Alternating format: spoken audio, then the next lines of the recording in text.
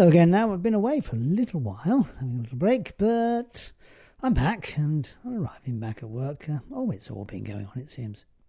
We still have a lot of so-called upper respiratory infections going about, often preceded by a rather sore throat, mainly viral. Some move downwards onto the chest, hence bronchitis starts with all this wet coughing and often wheezing and disturbed nights, of course.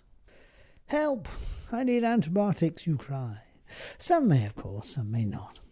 Each to their own. One thing is certain, though. If you've had such treatments as antibiotics in the past, it would seem many see this as their only available option again. And comparing records allowing us to see this pattern, it's easy enough to see what actually happens here. People have had antibiotics before, you can see it on the past history, and they ping once and more. I see measles is about in the United States. Oh dear. Some states having not had a case of measles since about 1960. It's one of nature's most infectious diseases, of course, with the so-called R rate of about 12 to 18, maybe even up to 21 in quoted study results. Remember when the COVID pandemic was ongoing and we were wondering about the R rate going more than sort of 1.4 or something? In other words, one person with measles can potentially infect 12 to 18 or more others if they are so susceptible. With the new administration in the United States, I refuse to mention the T word. It's just everywhere at the moment. This could be a bumpy ride.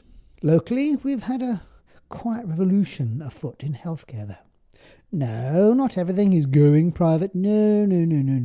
It isn't, although there are demands, some would say, an emerging need now for items such as outside the NHS mainstay services, for things like private GPs and related services. I mean, we've had private physios and podiatrists and all the rest of it, dentists for a long time. But now we've got, GP services, we've got cannabis products, and the big one, I like the proverbial elephant in the room, skinny jabs. Oh my word. Everybody of a certain age with a degree of unshakable obesity, at least, quite a lot of them I've seen in the surgery, seem to have access to these products on a private basis. None of these people, as far as I can see so far, being diabetic for the most part. Let's see where this particular piece of people power ends up then. At the moment, though, there's not a credible Manx Care obesity service per se, or at least no funding for such products such as skinny jabs.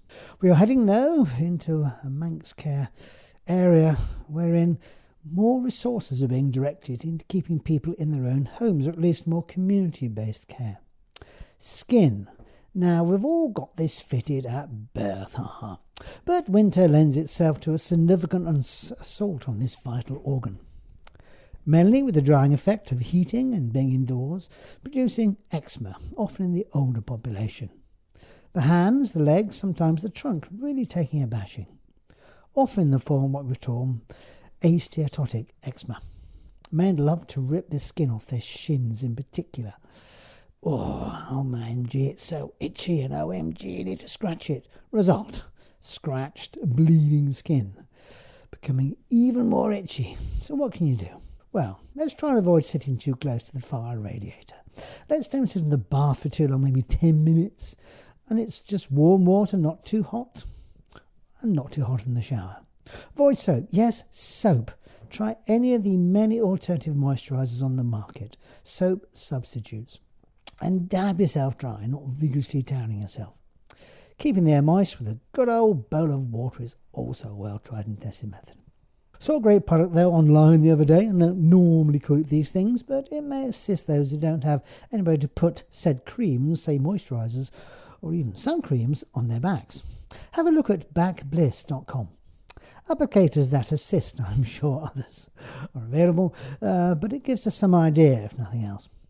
It's funny sometimes in the surgery when suggesting uses of such and such, chatting to the patient's partner, wife, husband, whoever. Oh yes, another will do that for me, doctor. The look on the partner's face occasionally tells me, oh no, they won't. Oh well, true love runs deep until it comes to applying regular blobs of cream onto another person's back. Oh no, it won't.